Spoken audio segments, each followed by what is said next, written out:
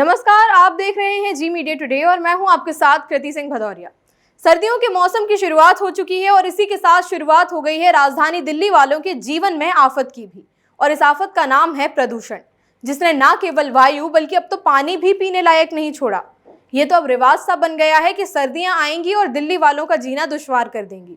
हर साल दिल्ली का वायु स्तर तो गिर ही रहा है, लेकिन कुछ वर्षों से लगातार दिल्ली की आन यमुना नदी में झाग के गुबार कहर ढा रहे हैं। इस वक्त यमुना नदी का पानी साधारण नहीं, बल्कि कुछ यूं लगता है कि झाग की सफेद परतों से यमुना नदी का दम घुट रहा हो। इसी मंजर को देखने और सटीक जानकारी जुटाने के लिए हमारी जी मीडिया टुडे की टीम यमुना नदी के पास पहुंची। आइए आपको दिखाते हैं हमारी संवाददाता शालिनी की खास रिपोर्ट। दिल्ली में प्रदूषण का कहर, जी हाँ, दिल्ली में प्रदूषण का कहर इन दिनों सबसे ज्यादा सुर्खियों में है। ऐसा इसलिए क्योंकि न केवल वायु प्रदूषण है, बल्कि देखा जाए तो अब जल प्रदूषण भी आपकी नजरों के सामने है। आप देख सकते हैं कि किस तरीके से यमुना नदी में ये सफ़ेद जो झाग है वो तैरता हुआ नजर आ रहा है।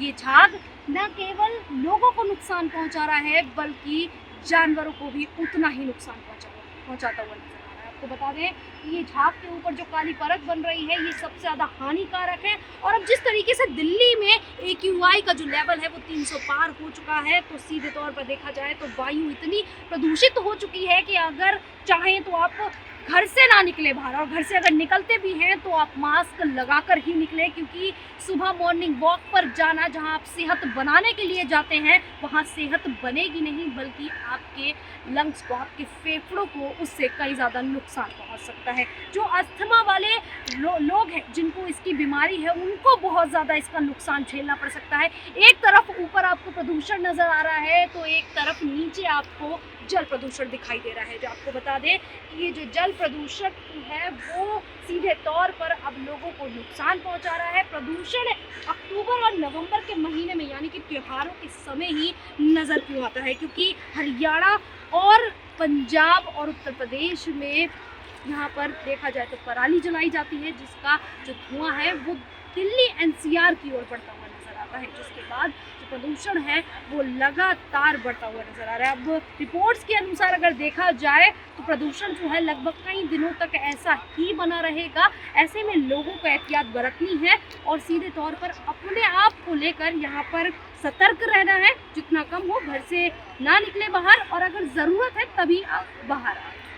दिल्ली में प्रदूषण अब बढ़ता चला जा रहा है। AQI का जो लेवल है वो 370, 360 से ऊपर ही नज़र आ रहा है। ऐसे में सरकार इस प्रदूषण को लेकर कुछ कर रही है कि सरकार जो इस यमुना नदी में पानी में जो झाग नज़र आ रहा है, इस झाग को लेकर कुछ कर रही है? क्या एक्शन ले रही है आखिरकार सरकार? विनय कुमार सक्सेना ने सीधे तौर पर यहाँ पर आम आदमी पार्टी पर निशाना साध दिया है। वहीं आम आदमी पार्टी अपने आप को बचाने के लिए हरियाणा सरकार को घेर देती है, वहीं उत्तर प्रदेश की सरकार को घेर देती है, क्योंकि उत्तर प्रदेश में भारतीय जनता पार्टी है और हरियाणा में भी भारतीय जनता पार्टी है।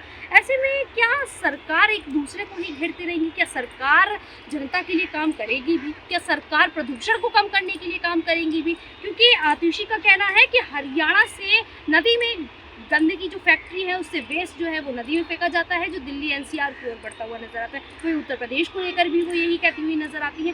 तो आखिरकार सरकार एक दूसरे पर हमला करेगी या जनता के लिए कोई कार्य भी करेगी? इस पूरे मामले को लेकर आपको क्या लगता है कि आखिरकार अगर इतना प्रदूषण बढ़ रहा है तो इसका कारण कौन हो सकता है, और सरकार इसके लिए क्या क्या कदम उठा सकती है? हर साल इसी समस्या का सामने आना कोई इत्तेफाक तो नहीं हो सकता। ये झाग के गुबार तो हर साल दिल्ली वालों के लिए सुर्खियों की वजह बन जाते हैं। लेकिन सवाल तो ये उठता है कि जब ये हर बार की कहानी हो गई है तो सरकार इस समस्या का कोई तोड़ क्यों नहीं निकालती? क्यों हर बार हकीकत से वास्ता होने पर ही सरकार की आंखें खुलती हैं? और सबसे बड़ी समस्या की बात तो ये है कि इस त्योहारों के मौसम में हर साल यमुना नदी का इतना दूषित हो जाना सरकार की लापरवाही को साफ साफ दर्शाता है। क्योंकि हाल ही में छठ पर्व भी मनाया जाएगा, लेकिन अगर यमुना का यही हाल रहा तो त्योहारों को खुशियों की बीमारी की नजर लगना तय है। आपकी क्या राय है इस मामले में? हमें कमेंट बॉक्स में जरूर बताइएगा। फिलहाल के लिए इतना ही। देश दुनिया की तमाम खबरों के लिए आप देखते रहिए जी मीडिया टुडे।